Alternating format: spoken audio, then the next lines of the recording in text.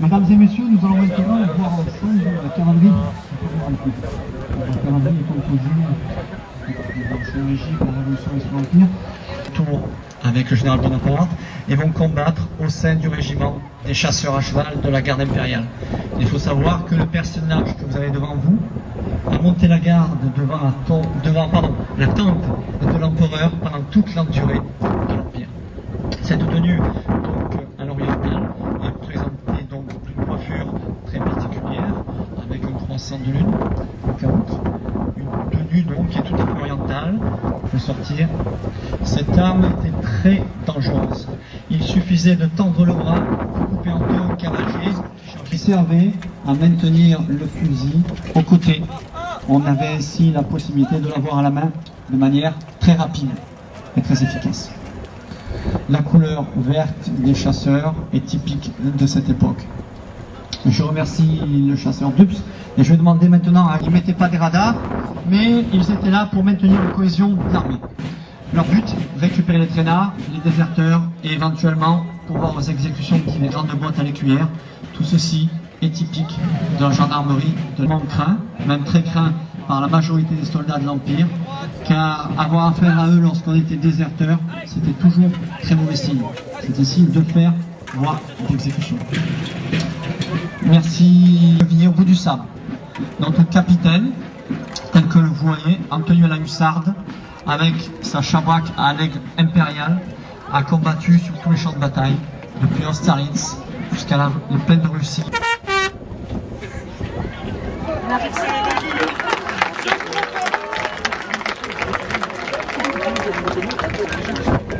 En fait, a une couleur particulière pour pouvoir être reconnu assez rapidement par son capitaine. Sur les joues, vous pouvez voir des jugulaires en écaille, de la même façon. Elles sont là pour protéger les joues des coups de sabre. L'ornachement de ces cavaliers, l'ornachement de tête, mais aussi la chabraque et le porte-manteau, qui dit à la hussarde, des éléments particuliers à chaque type de régime. Le cavalier porte la petite saucisse qui se trouve dans son dos. Et bien toutes ces affaires, aux chasseurs qui suivent notre trompette de bien vouloir se mettre à l'écart et se présenter à la grande armée qui combat en Espagne. Ainsi, à Martigues, au fort de Bouc, se prépare un régiment temporaire qui va aller en Espagne, tenter de mettre un petit peu d'ordre dans ce guêpier espagnol. La course de tête est un entraînement des cavaliers. Le but est d'apprendre à se servir des armes, que ce soit d'un côté ou l'autre du cheval, armes blanches, mais aussi armes à feu. Nous voyons donc sur ces piquets des petits sables, forcément habitués à aller contre ces piquets, voire combattre contre des hommes, à la différence d'il y a 200 ans où c'était monnaie courante.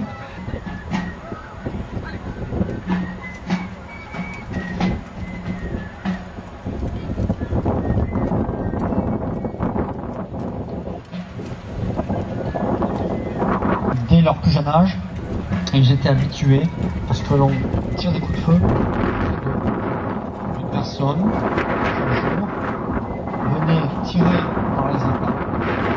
Ainsi, les chevaux étaient habitués.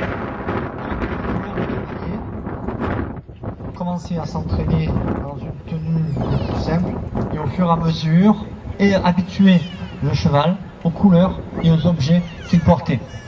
Par exemple, droite de la tête du cheval, comme le fait notre chasseur, permettait à l'animal de s'habituer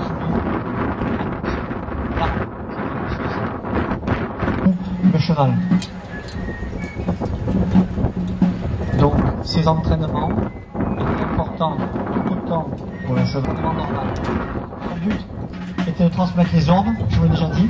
Mais c'est maintenant un duel de cavalerie légère, tel que cela pouvait se produire à l'époque. Les chevaux rentrent rapidement dans le jeu et s'excitent autant pour le cavalier dans les combats. Les blessures les plus souvent du cavalier, ou le mal. Taper sur la main du cavalier, c'était lui faire lâcher son arme et donc l'avoir à sa discrétion. Sinon, coup de sabre sur le visage était la manière la plus simple et la plus efficace de se débarrasser de son ennemi. Ensuite, un coup reçu dans la mandibule. Ces blessures n'étaient pas mortelles majoritairement sur le coup, et l'état sanitaire et les maladies de l'épidémie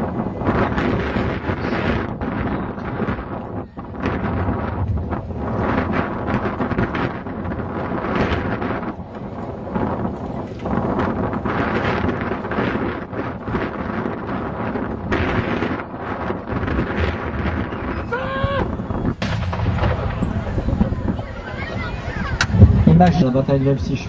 À la Moskva, près de 1000 canons français et russes vont combattre pendant 3 jours. Des milliers, 1, 2, 10, 20, 30 canons côte à côte, étirés sur une même ligne d'infanterie, écrasés, broyés, pulvérisés l'ennemi. Les Russes tombent les uns sur les autres. L'armée française avance, la cavalerie passe devant, et ainsi on voit à perte de vue les corps des Russes. Lors de la Moskva, les combats durent 3 jours. Les canons, à chaque moment, peuvent exploser, car à force de tirer, le fut, l'âme est usée. Dégorgé! Avancez!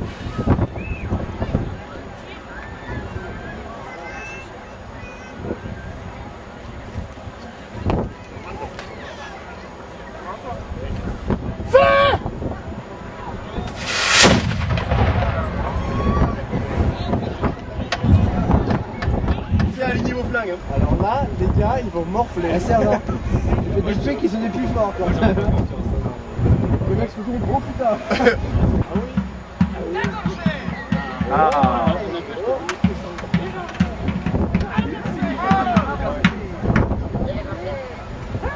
Je crois que finalement ils vont finir par faire des canons pour pas le revendre tu vois.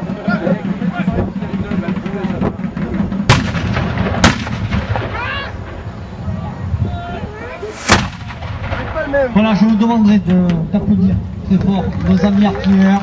Merci beaucoup et place à l'info.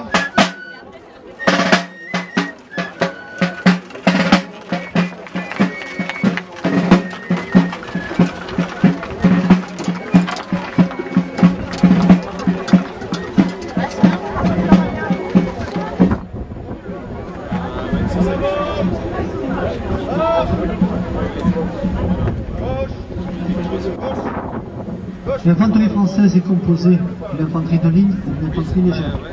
Devant vous, les habits bleus, l'infanterie de ligne, la française, la vie révolutionnaire, qui va rester inchangée de 1792 à 1812. Pendant que le régiment